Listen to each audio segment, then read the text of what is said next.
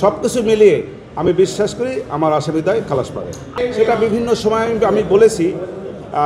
আমি মনে করি যে আমার সাক্ষীর যে সমস্ত জবানবন্দি হয়েছে তার প্রেক্ষাপটে যে সকল জেরা হয়েছে, জেরার প্রেক্ষাপটে বিভিন্ন সময়ে বিভিন্ন সাক্ষীদের কাছ থেকে আমি বিভিন্ন রকমের গুরুত্বপূর্ণ বেশ কিছু তথ্য সাক্ষীর মাধ্যমে আনতে সক্ষম হয়েছি।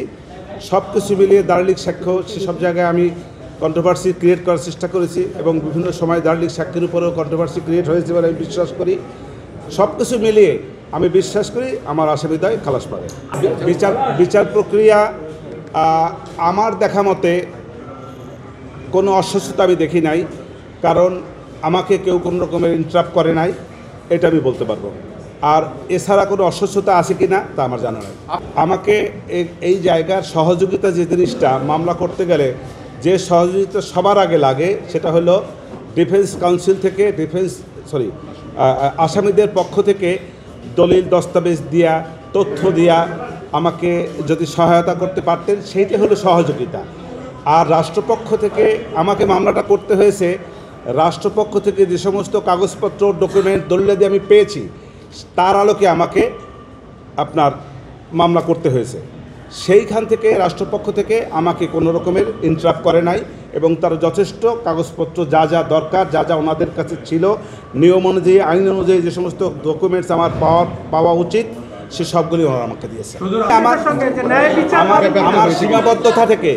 আমার সীমাবদ্ধতা থেকে আমি চেষ্টা করেছি, যথেষ্ট চেষ্টা করেছি। আমার তরফ থেকে চেষ্টার কোনো ত্রুটি ছিল না এবং আমার চেষ্টায় কেউ কোনো বাধাও দেয় নাই। ধন্যবাদ। সীমাবদ্ধতাটা ওইটাই যে আসামি উপস্থিত থাকলে যে সমস্ত সুযোগ সুবিধা পাওয়া যায়, যে সমস্ত ডকুমেন্টারি এভিডেন্সেস হয়তো আমাকে ওনারা দিতে পারতেন, সেই সবগুলি দিয়ে আমি ফাইট করতে পারতাম, সেগুলো তো পারছি না। ওনার তথ্য দিয়ে সাহায্য করতে পারতেছেন। রাষ্ট্রপক্ষ এক জায়গায় এক ধরনের কোনো একটা ঘটনায় তারা যেভাবে বর্ণনা করেছে, এই বর্ণনার বাইরেও হয়তো কোনো বর্ণনা থাকতে পারে, পিছনেও কোনো বর্ণনা থাকতে পারে, সেই সবগুলো আমি পাইনি। অতএব এই জায়গাটা থেকে আমার কিছু সীমাবদ্ধতা ছিল। সেই সীমাবদ্ধতা আমার ক্লায়েন্টরা অনুপস্থিত থাকার কারণে। আমি তো রাজসাক্ষীর প্রতি সাজা চাবো না, সে তো আসামি, আমি তাকে সাজা চাবো কেন?